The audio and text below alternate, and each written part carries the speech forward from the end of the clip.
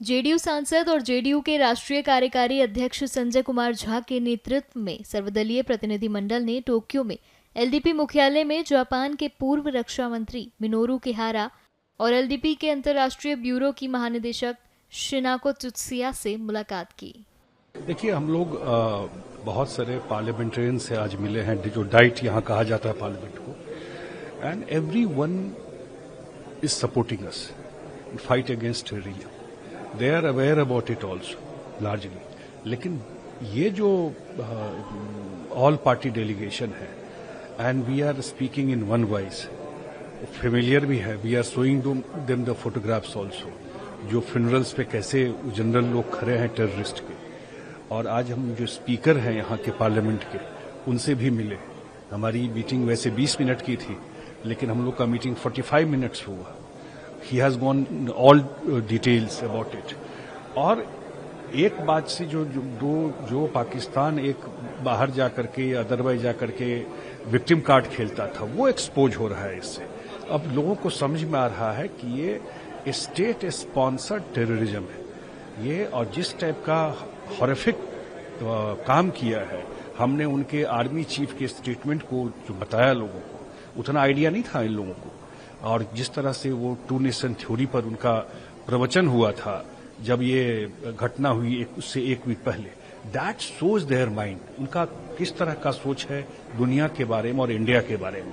तो पूरा जब सिस्टम ही वहां इस टाइप से सोचता है, तो पूरा आर्मी, पूरा सरकार वही प्रमोट, वही फाइनेंस, वही ट्रेन करता है। ये चीज बताना था।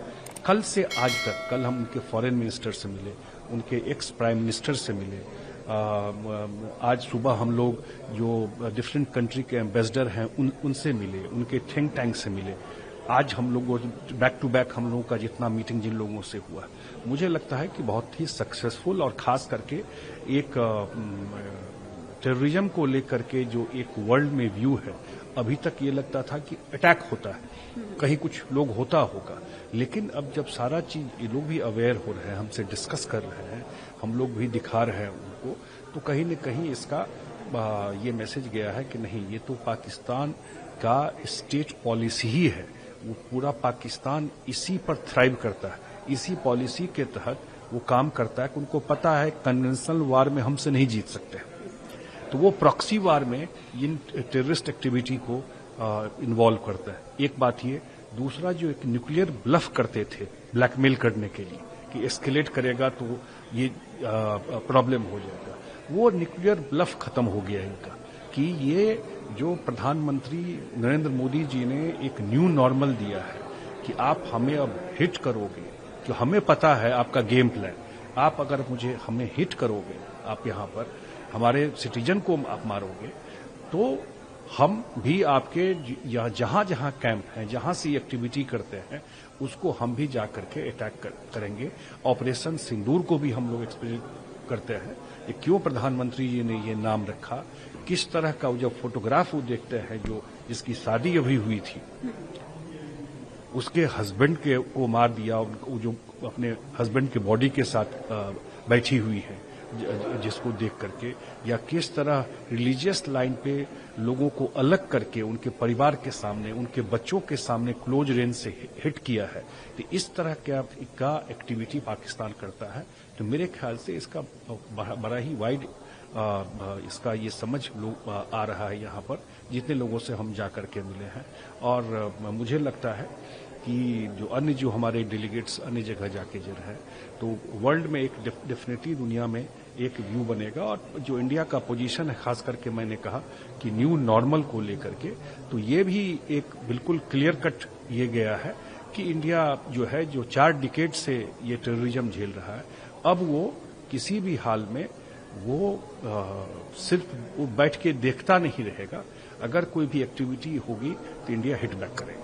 सर, अभी तक ये बोला जाता था कि जो इंडिया पाकिस्तान के बीच में जो भी हो रहा है, रीजनल इशू हो रहा है, तो ये आपस में भी डील कर लेंगे। अब जिस तरीके से डेलीगेट्स बाहर जा रहे हैं, एमपीज बाहर जा रहे हैं, पॉइंट आउट कर रहे हैं पाकिस्तान किस तरीके से टेरर फैलाता है, क्या आपको इस चीज़ का इम्पैक्ट नजर आ रहा है कि नॉलेज बढ़ रही है दूसरी कंट्रीज में भी कि this is not terrorism is not regional issue? बिल्कुल। अब अच्छा, देखिए, अभी तक क्या था कि हम लोग वहां लड़ रहे थे तो हमको ज्यादा आइडिया था डे टू डे एक्टिविटी का।